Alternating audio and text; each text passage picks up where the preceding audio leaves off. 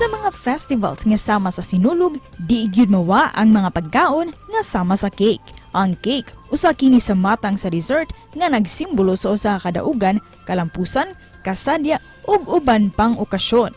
Usa sa mga nagbuhat og mga homemade cake para sa sinulog mao si Jessica Iray. Tinguha niya nga mabulukon ang pagsaulog sa sinulog pinaagi sa pagbuhat ug pagbaligya og mga cake alang sa mga makifiesta senyor. Karong buntaga ato siyang mahinabi dinhi lang sa GMA Regional TV Live. Subay ning nagsingabot nga sinulog diin magtapok-tapok na usab ang mga kabanay. Tilawanta kining mga cakes and pastries pinaagi sa homemaker nga si Jessica Iray. Mayong buntag, Ma'am Jessica, ug welcome dinhi sa GMA Regional TV Live. Mayong buntag, Pit Senior! Pit Senior, Ma'am Jessica. Senior. Kumusta na ang iyong negosyo sa mga cakes and pastries, Ma'am? So far, okay ra ma'am. Nasa tayo mga customers, mga new customers, mga repeat customers. Kano sa ka nagsugod ni ining pag-bake nimo og mga homemade nga mga cakes and pastries? Nag-start ko ma'am mga 2017. Like mga banana cake, mga cupcakes, mga ginagmay, like mga cheesecakes. Then, nag-start ko og mga customized last 2021. Samro sang silingan nga kananay sige order ba niya siya nga dai pag-try og customize mo na to nag-start na hangtod sana mo na siya karon. Unsa to na mga trainings, Ma'am, ang gikailangan nimong katunan para makahibalo ka niining pag-customize og mga cakes? So far ma'am kung imo gyud siya ang passion imuhang hilig murag no need naman jud ma'am basta gikan jud sa imong kasing-kasing. Para kanimo, Ma'am, unsa man jud ang right mindset para magpadayon gayud kining negosyo nimo sa pag-bake? Positive lang jud siya permanente ma'am.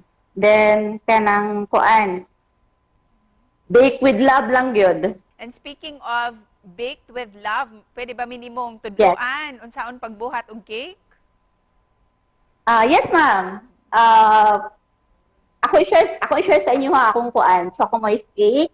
Makita na to sa akong nakoy i-share nga video, mga homemade lang gyud na siya, mga inato lang gyud. O karon umaabot nga sinulog, magtapok naman gayud ang mga pamilya para sa ulugon ang maong okasyon. Para kanimo, Ma'am, unsa ka mahinungdanon ang pagsaulog sa sinulog?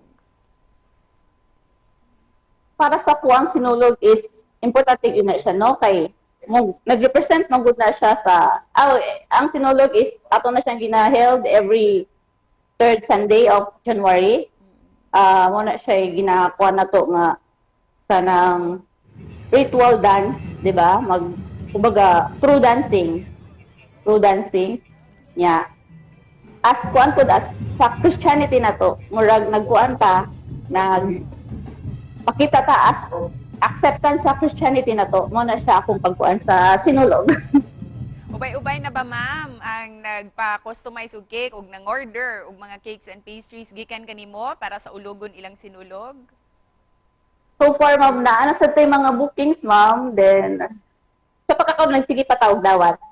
Ikaw ba, Ma'am Jessica, doon na ba kay personal nga kasinatian nga imong naangkon gikan kang Senyor Santo Niño, isip usa ka devotee? Try ko og kuan. Pangan ani halad. Kami ang nag-open mura kami nag-present sa Cebu City Government. Nagsayaw mi. Nindot sa feeling, ma'am, nga nakahalad ka, nakasayaw ka para ka sa ninyo. Busa, Ma'am, sa mga gustong mo contact kanimo o gustong mag-order, sa kanila pwedeng makontak, Ma'am Jessica? Yes, pwede sa niyo matawagan sa 0926-741-1597. Nasa Thailand line, 344-9306. Og isip pa na po, Ma'am Jessica, unsay mensahe nimo para sa ato ang mga viewers karong buntaga? Pit Senior tanan og happy baking! Happy baking! Pit Senyor, Pit sa Senyor. mo, Ma'am Jessica, ug daghang salamat. Salamat.